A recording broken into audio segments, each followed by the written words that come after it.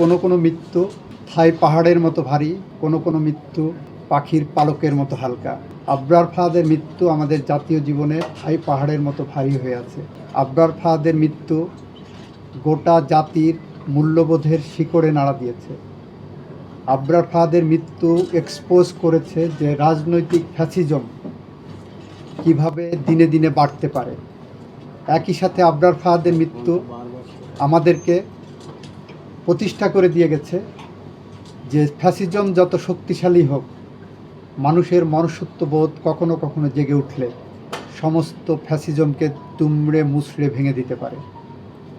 এবং সাধারণ জনগণের এই যে প্রতিক্রিয়া ছিল, সেই প্রতিক্রিয়ার কারণেই আবরার ফাহাদের এই হত্যাকাণ্ডের বিচার নিশ্চিত হয়েছে।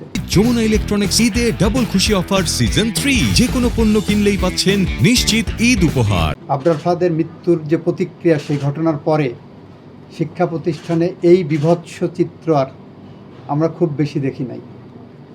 তার আগে আপনারা দেখবেন রামদাও নিয়ে শিক্ষা প্রতিষ্ঠানের ভিতরে কোপানো হচ্ছে, এটা করা হচ্ছে, ওটা করছে। এখানে শিক্ষা প্রতিষ্ঠানের সহিংসতা ছিল, সেটা ফ্যাসিজমের যে বৈশিষ্ট্য, সেই বৈশিষ্ট্যগুলোর ওখানে প্রয়োগ হচ্ছে। আপাতত মনে হবে যে সব ঠিকঠাক আছে, বাস্তবে এমনভাবে নিয়ন্ত্রণ করা হতো। আবরার ফাহাদের মৃত্যু সেই জায়গাটাকে একটা পজ দিয়ে গেছে। আবরার ফাহাদ তার জীবন দিয়ে এরকম অসংখ্য অগণিত আবরার ফাহাদের জীবন রক্ষা করে গেছে। আবরার ফাহাদের মৃত্যুর মধ্য দিয়ে বাংলাদেশের ছাত্র সমাজ, মেধাবী ছাত্র একটা নতুন জীবন পেয়েছে। আবরার ফাহাদের বাবা আমার ডান পাশে বসে আছেন, উনি ন্যায় বিচার পেয়েছেন, গোটা জাতি ন্যায় বিচার পেয়েছে। এবং এই ধরনের রায়ের মধ্য দিয়ে একটি রাষ্ট্র এবং সমাজ ব্যবস্থায় ডিসিপ্লিন আনার জন্য, ন্যায় বিচার নিশ্চিত করার জন্য যে ধারণা, বিচার বিভাগের যে ধারণা, সেই ধারণাটা প্রতিষ্ঠিত হয়েছে আবারও। এই রায়ের মধ্য দিয়ে সমাজ বার্তা গেল যে আপনি যত শক্তিশালী হন না কেন, আপনার পিছনে যত শক্তি থাকুক না কেন, সত্য একদিন প্রতিষ্ঠিত হবে এবং ন্যায় বিচার প্রতিষ্ঠিত হবে।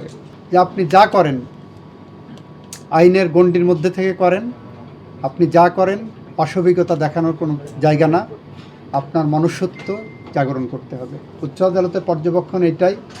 নিম্ন আদালত তার রায়ে যে ফাইন্ডিংস দিয়েছেন, যে ভিত্তি স্থাপন করেছেন, সেখানে ওনারা কোনো ইন্টারফেয়ারেন্সের মতো সুযোগ পাননি। 20 জনের নিম্ন আদালত ফাঁসি দিয়েছিলেন, 5 জনের যাবজ্জীবন দিয়েছিলেন এবং সেইটা বহাল আছে।